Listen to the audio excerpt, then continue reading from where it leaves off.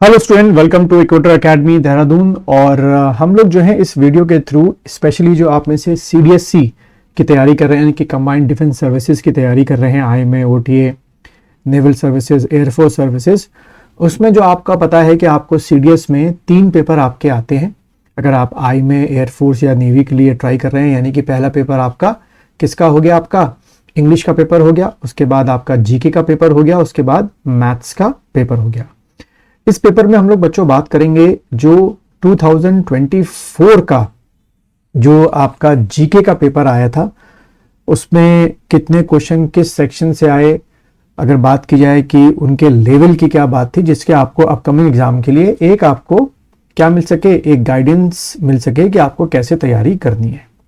तो जैसे कि अगर हम बात करें कि अगर आप किसके लिए एग्ज़ाम भर रहे हैं, अगर आप आईएमए के लिए भर रहे हैं जिसमें आपका फिर नेवल भी आपका आ गया और आपका एयरफोर्स भी आपका आ गया, तो आपको 3 पेपर देने होते हैं। जैसे कि आप लोगों को पता होगा, पहला पेपर आपका जीके का, इंग्लिश का और मैथ्स का आपका होता है।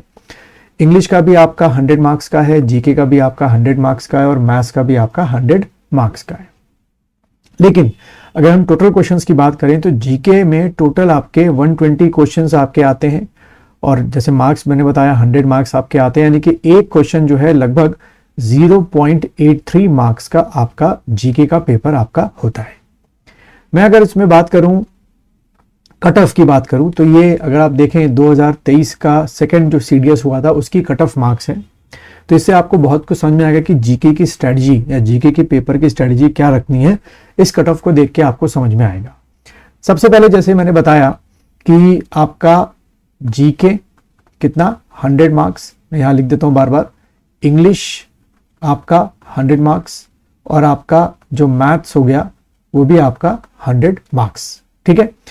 तो अगर आप, जैसे मैंने बताया था आप लोग को कि अगर आप आईएमए, इंडियन नेवल सर्विस और एयरफोर्स सर्विस के लिए अप्लाई कर रहे हैं तो आपको ये तीनों पेपर देंगे। और अगर आप तीनों का कट ऑफ देखो तो जो आईएमए का लास्ट कैंडिडेट क्वालिफाई किया है उसके आउट ऑफ 300, क्योंकि इसका टोटल कितना होता है आपका 300 होता है, उसके आउट ऑफ 300 जो है वो 127 मार्क्स आए। ये अभी आपके एसएसबी के मार्क्स में अभी हटा दे रहा हूँ, इसको नहीं रखा हूँ उसके साथ में, लेकिन रिटर्न यानी कि जिसकी कॉल आई एसएसबी के लिए, ठीक है, वो क्वालिफाइड जो कैंडिडेट हुआ रिटर्न रिजल्ट में, वो आपका 127 मार्क्स लेके आपका आया था। ठीक है। और अगर नेवल सर्विसेज की बात की जाए तो देखिए इस बार 110 आपकी सिर्फ रही और सबसे हाई अगर देखें तो वो एयरफोर्स की रही जो कि आपकी 136 मार्क्स आपकी रही। ठीक है। तो ज्यादातर बच्चे जो हैं वो आपके आईएमए की तैयारी कर रहे होते हैं। तो अगर मैं आईएमए की कट ऑफ देखूं तो आउट ऑफ 300 जो है अगर आपके कितने आए हैं 127, तो आपकी कॉल आई थी किसके लिए, एसएसबी के लिए कॉल आई थी। ठीक है।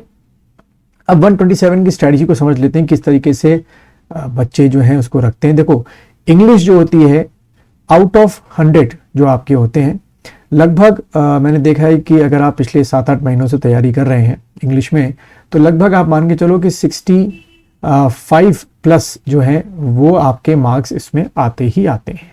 और मैथ्स भी जो होती है उसमें अगर आपकी अर्थमेटिक हो गए, ट्रिग्नोमेट्री हो गए, ज्योमेट्री अगर अच्छी करके जा रहे हो, स्पेशली अगर आपका बैकग्राउंड पीसीएम लेवल का है, तो इसमें भी मैंने देखा है आउट ऑफ 100 जो है वो 65 प्लस जो है वो मार्किंग आप लोग लेके जा रहे होते हो। ठीक है। और कई बार 60 भी होती है, तो एक एवरेज है। तो जीके में जो एक सेफ साइड, अगर मैं सिर्फ बता रहा हूँ, बार बार रिपीट कर रहा हूँ, इंडियन मिलिट्री एकेडमी यानी कि आईएनए और आईएफए जिसमें तीनों पेपर आप देंगे, इसमें अगर आप थोड़ा बहुत जीके में ऊपर नीचे आपसे हो जाए, यानी कि आउट ऑफ 100 यानी कि टोटल आपके कितने हो गए 120 क्वेश्चन आपके हो गए। आउट ऑफ 120 क्वेश्चन अगर आप 40 प्लस क्वेश्चन भी सही करते हो तो बड़े अच्छे मार्क्स आपके आएंगे, आराम से कवर अप कर लेते हो। ठीक है। तो यहां आप कह सकते हो कि आईएमए में जो मेन स्ट्रेंथ आपकी है एसएसबी की कॉल के लिए कि अपनी इंग्लिश जो है 65 प्लस अपना टारगेट रखो, और इसी तरीके से अपना जो मैथ्स है उसमें भी 60 प्लस या 65 प्लस अपना टारगेट रखो। जीके में अगर आप 40 प्लस भी करके आ जाते हो, जो कि तैयारी कुछ करने के बाद हो जाता है, तो आपका सफिशिएंट है। लेकिन यहाँ पे जिनका बैकग्राउंड मैथ्स का नहीं है, जैसे कि कई बच्चे ऐसे हैं जो पीसीबी ग्रुप के होते हैं, कई बच्चे कॉमर्स ग्रुप के होते हैं, कई बच्चे आर्ट्स ग्रुप के होते हैं, तो कई बार क्या होता है कि मैथ्स में 100 में से अगर आप 30 प्लस क्वेश्चन या 40 प्लस क्वेश्चन करो तो भी काम चल सकता है 40 प्लस या 30 प्लस क्वेश्चन में या मार्क्स लाने में, क्योंकि उतना जो गैप आपका हो रहा है 20 to 30 मार्क्स का वो आप फिर जीके में लोगे। यानी कि जो आपका एक कैंडिडेट है जिसका आपका किसका बैकग्राउंड है, पूरा मैथ्स का ही बैकग्राउंड रहा है, यानी कि 11-12 में भी मैथ्स सी, बीएससी में भी मैथ्स सी, उसका एक स्ट्रैटेजी अलग चल रही होती है एसएसबी के कॉल आने के लिए, यानी कि रिटर्न क्वालिफाई करने के लिए। और एक आपका जो बी कैंडिडेट होता है जिसका मैथ्स का बैकग्राउंड नहीं है, उसका या तो किसका बैकग्राउंड होगा, बायो का बैकग्राउंड होगा, या उसका कॉमर्स का बैकग्राउंड होगा, या उसका आपका आर्ट्स का बैकग्राउंड होगा। उसकी जो अपनी स्ट्रैटेजी है वो चल रही होती है क्या कि भाई जीके के पेपर में आप जो है लगभग कितने 55 प्लस जो है वो मार्क्स लेके आए। ठीक है, इंग्लिश में जो है वो आप 60 प्लस मार्क्स जो है वो लेकर आए, और मैथ्स में जो है अगर आप 40 प्लस मार्क्स भी लेके आते हैं तो बड़े आराम से 30 प्लस मार्क्स भी लेके आते हैं, बहुत गिरे से गिरे चले गए 30 चले गए, क्योंकि 20% तो देखो क्या है मिनिमम आपको क्वालिफाइंग लाना ही लाना है। तो 40 या 30 मैं कर देता हूँ, 30 to 40 के बीच में भी अगर आप मैथ्स में सही करके आ जाते हैं तो बड़े आराम से आपकी क्या होती है एसएसबी की कॉल आती है। तो अब आपको अपनी कैटेगरी बना के चलना है कि आप ए बैकग्राउंड के स्टूडेंट है या बी बैकग्राउंड के स्टूडेंट है। ठीक है बच्चों, अब अगर बात करें ओटीए स्टूडेंट की, तो जैसे आप देखें ओटीए में आपके अगर जो कैंडिडेट है ओटीए में सिर्फ 2 ही पेपर आपको देने होते हैं। पहला पेपर जो है वो आपको जीके का देना होता है, और दूसरा पेपर जो है वो आपको इंग्लिश का देना होता है। यानी कि 200 में से 104 जो है अगर आप देखें मैन और वुमेन दोनों की क्या गई है, इस बार की कट ऑफ गई है।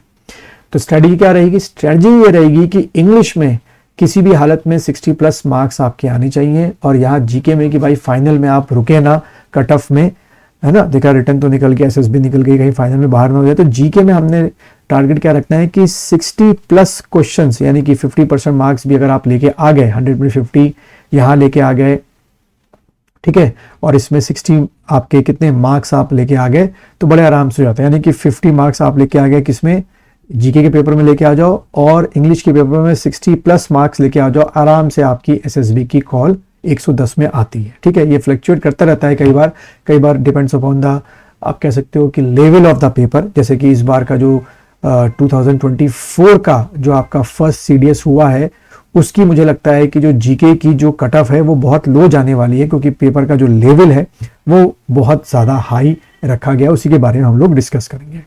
तो बच्चों यहाँ से आप लोग को समझ में आ रहा होगा 3 कैटेगरीज हम लोग लेके चलेंगे। ए कैटेगरी जो मैथ्स बैकग्राउंड का है, आईएमए, आईएनए और एफए की तैयारी कर रहा है, वो अपना स्ट्रेंथ इंग्लिश और मैथ्स लेके चलेगा। बी कैंडिडेट जो कि बायोलॉजी ग्रुप का है, कॉमर्स ग्रुप का है, आर्ट्स ग्रुप का है, वो अपनी स्ट्रेंथ जो है जीके को लेके चलेगा। फिर इंग्लिश को अगर मैथ्स में 30-40 भी मार्क्स लेके आता है आराम से एसएसबी की कॉल आती है। और अगर आप ओटीए की तैयारी कर रहे हैं तो क्या करेंगे, तो आप जीके के आपके 60 क्वेश्चन यानी कि 50 प्लस मार्क्स हर हालत में करने हैं, और इंग्लिश में वही 50% मार्क्स यानी कि 60 प्लस मार्क्स हर हालत में, या सॉरी 60 प्लस मार्क्स आपको लेके आने हैं। तो 60 प्लस 50 आपके 110 में आराम से आपकी एसएसबी की कॉल आती है। अब मैं इस बार के अगर सीडीएस के 2024 के जीके की पेपर की बात करूं कि इस बार का जो सीडीएस का पेपर था किसका, 2024 का, अगला भी 1 सितंबर को होने वाला है। तो उसकी अगर बात की जाए तो सबसे ज़्यादा अगर क्वेश्चन आए, ठीक है, आउट ऑफ 120 क्वेश्चंस, तो अप्रॉक्स, क्योंकि 1-2 क्वेश्चन आगे पीछे हो सकते हैं, तो 32 क्वेश्चंस जो हैं वो आपके कहाँ से आए हैं, करंट अफेयर से आए हैं। ठीक है, तो यानी कि करंट अफेयर्स जो है हमेशा से एक बेंचमार्क रहा है, बहुत ही अच्छी तरीके से आपको 1 साल का करंट अफेयर्स करना है। लेकिन इस बार का करंट अफेयर्स बहुत सीधा भी नहीं पूछा गया था। 32 में से लगभग मान के चलो 20-25 करंट अफेयर्स बहुत ही कॉम्प्लिकेटेड तरीके से और एडवांस लेवल के पूछे गए थे। स्टेटमेंट्स वाले क्वेश्चन पूछे गए थे, सिंगल लाइन स्टेटमेंट वाले क्वेश्चन नहीं पूछे गए थे। यानी कि आपका जो करंट अफेयर्स का लेवल है वो इस पेपर में बहुत ही अपग्रेडेड था। ठीक है, उसके बाद अगर बात की जाए कि जो अगला सेक्शन आपका रहा जिससे क्वेश्चन जो है वो आपके पूछे गए सबसे ज़्यादा, तो क्या बोलूँ, लेकिन अगला सेक्शन जो है आपका वो है आपका क्या कहते हैं, फिजिकल ज्योग्राफी। ठीक है, फिजिकल ज्योग्राफी जिसमें हम लोग क्या क्या पढ़ते हैं, जियोमॉर्फोलॉजी पढ़ते हैं, ओशनोग्राफी पढ़ते हैं, ठीक है, और क्लाइमेटोलॉजी पढ़ते हैं। तो तीनों सेक्शन आपके होते हैं। तो इससे अगर मैं टोटल क्वेश्चन की बात करूं तो लगभग एक दो क्वेश्चन आगे पीछे हो सकता है। 13 प्लस करके आपके इसमें क्या है, क्वेश्चंस आपके आए, ठीक है, फिजिकल ज्योग्राफी से आपके, ठीक। उसके बाद पॉलिटी जो आपकी है उससे लगभग पॉलिटी से आप मान के चलिए 12 आपके जो है क्वेश्चन आए, और इस बार पॉलिटी से बहुत ही कह सकते हो कि फिलोसफिकल टाइप के क्वेश्चन थोड़े से ज्यादा थे, एक दो क्वेश्चन कह सकते हो, जबकि ऐसे आते नहीं है आप लोग के पेपर में। उसके बाद अगर मैं इकोनॉमिक्स की बात करूं, इंडियन इकोनॉमिक्स की बात करूं, क्योंकि ये करंट अफेयर्स के अंदर काफी इसमें क्वेश्चन थे, तो इंडियन इकोनॉमिक्स से including your current affairs of economics लगभग आपके 14 आपके क्वेश्चन आपके आए, ठीक है। उसके बाद अगर हम इंडियन ज्योग्राफी की बात करें, इंडियन ज्योग्राफी तो लगभग आपके 5 क्वेश्चन हमको मिलते हैं। एनवायरनमेंट की बात करें तो लगभग 3 क्वेश्चन मिलते हैं। और आपके अगर टोटल ओवरऑल हिस्ट्री की बात करें, एंशिएंट, मेडिवल, मॉडर्न सब मिला के अगर हम लोग बात करें तो लगभग हिस्ट्री से आपके राउंड में कर देता हूं मैं 20 क्वेश्चन जो आपके आए, क्योंकि कुछ पार्ट उसको करंट अफेयर्स में रख रहे हैं, कुछ पार्ट हिस्ट्री में रख रहे हैं। तो अब आपकी जो कोई स्ट्रैटेजी है, क्योंकि हिस्ट्री से जो क्वेश्चन आए हैं खासतौर पे एंशिएंट और मिडिवल से, वो बहुत ही इन डेप्थ में पूछे गए क्वेश्चन है, थोड़ा सा एडवांस लेवल के क्वेश्चन मैं मानूंगा।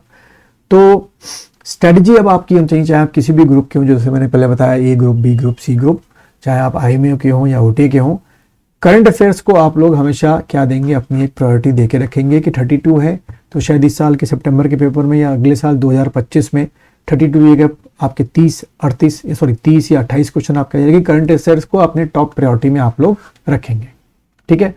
अच्छा, बायोलॉजी से बताता हूं मैं, बायोलॉजी से कितने क्वेश्चन है। बायोलॉजी से आपके 10 है, ये रह गया था हमारा बायोलॉजी, ठीक है, 10 क्वेश्चन, इसमें आपके बॉटनी, जूलॉजी दोनों चीजें आपकी आ गई। तो आपको अपनी एक स्ट्रेटजी बना के चलनी है कि आप में को जो 60 क्वेश्चन सही करने हैं, कैसे करने हैं। जैसे करंट अफेयर्स को एक पकड़ लिया आपने, फिजिकल ज्योग्राफी को आपने पढ़ लिया, 42 हो गए, पॉलिटी को आपने पकड़ लिया, 52 हो गए, और उसके बाद इंडियन इकोनॉमिक्स को आप ले सकते हैं। अगर इकोनॉमिक्स आपको पसंद नहीं है तो फिर आप आपके कितने जो हिस्ट्री का सेक्शन है वहां से आप पकड़ सकते हैं। जैक ऑफ ऑल ट्रेड देखो बच्चों नहीं हो पाता है, आपको जो सारे सब्जेक्ट हैं जैसे कि हिस्ट्री हो गया, उसके बाद करंट अफेयर्स हिस्ट्री हो गया, ज्योग्राफी हो गया, पॉलिटी हो गया, बायोलॉजी हो गया, physical geography, Indian geography, environment हो गया, इनमें से आपको टॉप 5-6 सब्जेक्ट जो हैं वो अपने मनपसंद चूज करने हैं। उसमें आपको अपने को क्या बनाना है, मास्टर बनाना है कि आपके 60 प्लस क्वेश्चन आप बस करके आ जाओ, आराम से आपका SSB का नाम आता है, ठीक है। तो ये अब आपको इस तरीके से अपनी स्ट्रेटजी हमेशा लेके चलनी है। मैं कोशिश करूंगा कि लगातार आप लोगों के लिए जनरल नॉलेज के जो अलग अलग सेक्शंस के आपके MCQ क्वेश्चन हैं या टॉपिक हैं वो आपके YouTube के थ्रू आपसे हम लोग क्या करें, डिस्कस करते रहें। और अगर आप मेरा जनरल नॉलेज का कोर्स परचेज करना चाहते हैं तो आप इसका जो लिंक है वो इस वीडियो के डिस्क्रिप्शन में मैंने दे रखा है, वहां से आप वो कोर्स को भी परचेज, GK का कोर्स मैंने बना रखा है, लेकिन वो अभी सितंबर के लिए नहीं परचेज करना, क्योंकि अब मुश्किल से आपके 20 दिन ही रह गए हैं पेपर में। आप जो अगले साल आपका पेपर होगा, यानी कि अगले साल आपका जो पेपर है वो 13 अप्रैल को है, 13 अप्रैल 2025। तो जो मैंने कोर्स बनाया है वो 13 अप्रैल 2025 के पॉइंट ऑफ व्यू से बनाया है।